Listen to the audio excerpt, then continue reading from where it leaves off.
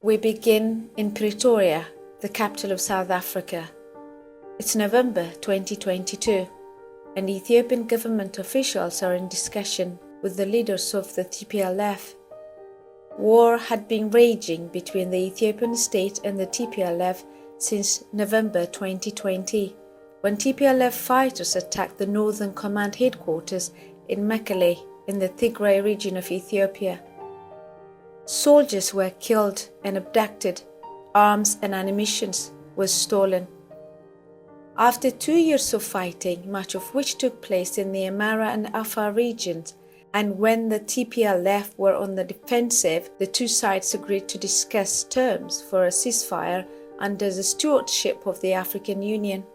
After intense discussions, the cessation of hostilities agreement was formulated, held as peace treaty.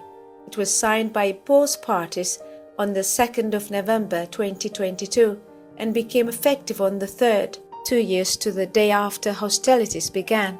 In the agreement, both sides claimed to recognize the destructive consequence of the conflict and affirmed without a twinge of irony that political problems can only be sustainably resolved through political means. They agreed, among other things, to stop fighting, to allow humanitarian aid into Tigray, which the TPLF had previously blocked or confiscated, and to respect fundamental human rights and democratic norms and principles. Undertakings were made to cease all overt and covert acts of violence, and to refrain from all forms of hostile propaganda, rhetoric and hate speech, to protect the human rights of the civilian population and commit to upholding the applicable international humanitarian laws to which Ethiopia is a party. The TPLF promised to recognize that Ethiopia has only one defense force and crucially agreed to disarm all TPLF combatants within 30 days of the agreement. They also undertook to refrain from conscription, trainings, deployment, mobilization, or preparation for conflict and hostilities, to stop aiding and abating, supporting and collaborating with any armed or subversive groups in any part of the country, and to cease all attempts of bringing about an unconstitutional change of government. For its part, the government agreed to remove the terrorist designation of the TPLF. The document is filled with a range of platitude and noble statements of intent, most of which have not been enforced. Human rights, for example, are routinely ignored by the current government, in the same way they were ignored by the TPLF when they were in office. As for democratic norms and honoring international commitments, there is no democracy in Ethiopia, and the Abiy regime sidelines its international commitments in the same way that it disregards the Ethiopian constitution. The most crucial paragraph in the agreement and the most widely quoted is where TPLF agreed to disarm. To date, however, this has not happened. In fact, the TPLF armed wing has recently been supplied with heavy weapons by the same government they tried to overthrow. In the 18 months since peace agreement was signed, Ethiopia has known no peace.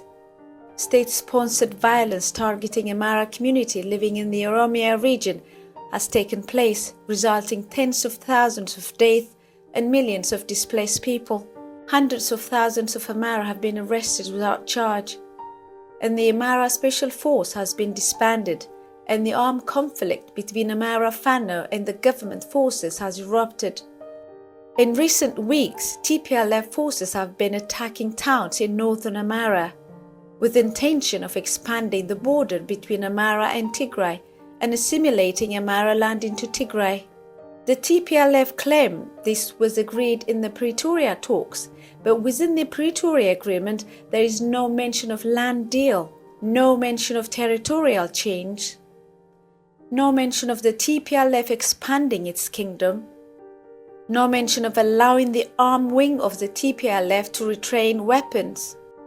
The official agreement is clear. What is not publicly known is what deals, if any, were done in private behind closed doors. Did the Abiy government agree to stand aside if and when TPLF forces moved beyond Tigray border into the Amhara region as they are now doing? For example, in Raya Alamada, where ENDF troops failed to intervene and protect the civilian population.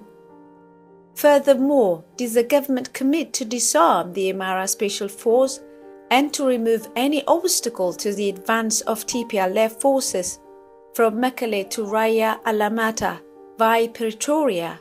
A violent wave of deceit and corruption has been woven by the Abiy regime and the TPLF, hand in hand against the Amhara people. Within the shadowy world of Ethiopian internal politics, one thing is crystal clear. Ethiopians cannot continue to live under this duplicitous, cruel dictatorship.